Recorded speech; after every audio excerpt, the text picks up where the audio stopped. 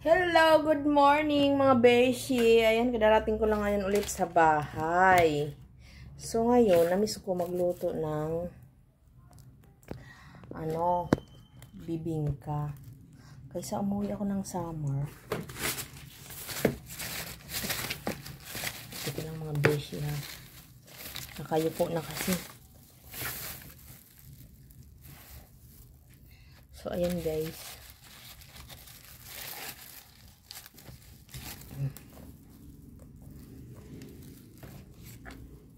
Wag lang dun sa CR kasi i-renovate pa yan.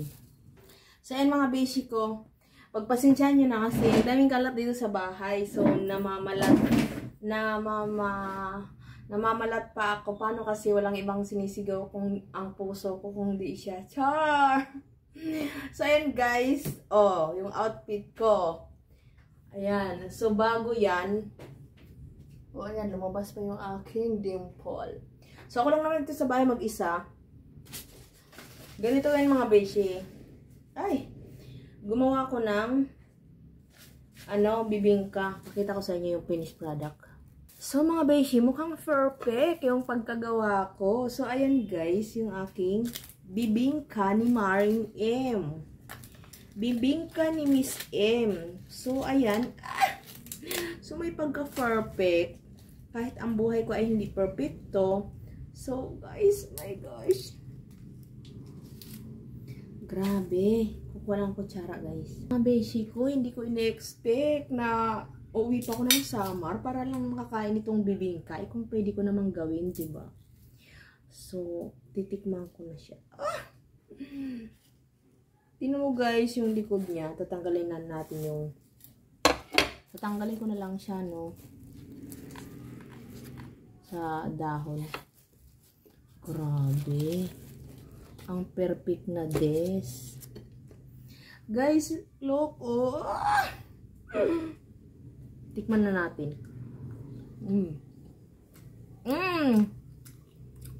Hindi makapagsalita, grabe. Ito yung buko niya.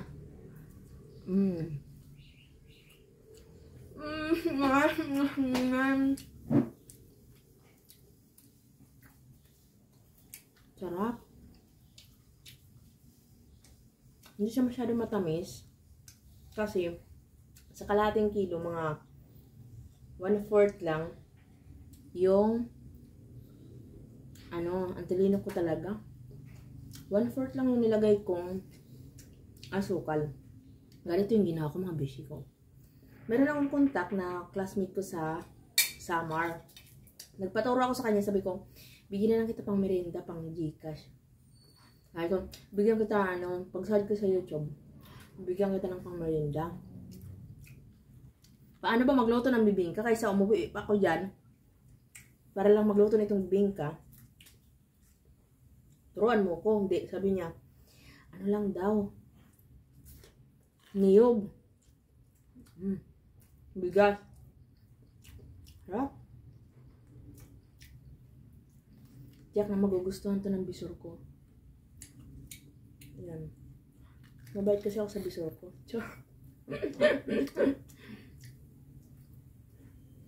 Harap. Nagluluto pa ako mga beshi ha. Harap.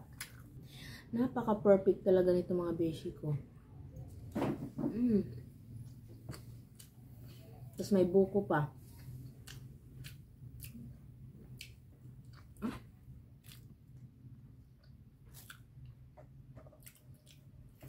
Luto ko ngayon, sabi ko, baka mapanis yung buko.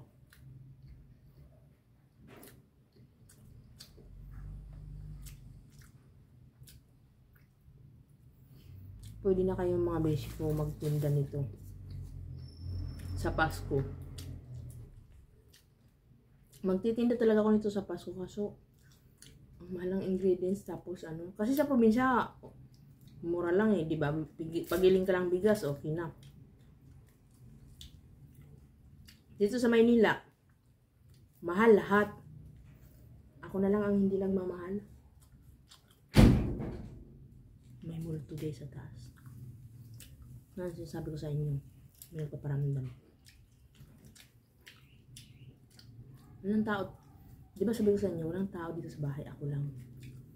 Di ko nga alam kung tao ako o ano eh. Kasama ko yun mga yan. Pag may nakitulog dito, yung mukha nila hinilamusan. Nawala sa kalasingan mga beshi yung nakitulog dito sa bahay namin. Yan, sarap. Balik ako, mahaba ng kwento. So, mga beshi ko, yung in-experiment ko, kaya ko rin pala siyang pagkakitaan, o diba? So, ngayon, excuse me, nakaabang na naman yung mga sabon. Maglalaban na naman ako. Yan, di-off ko ngayon. So, nagbili ako ng pang 1 year naming ulam. Ito, dilis. 50 pesos na po. So, ayan, sabon.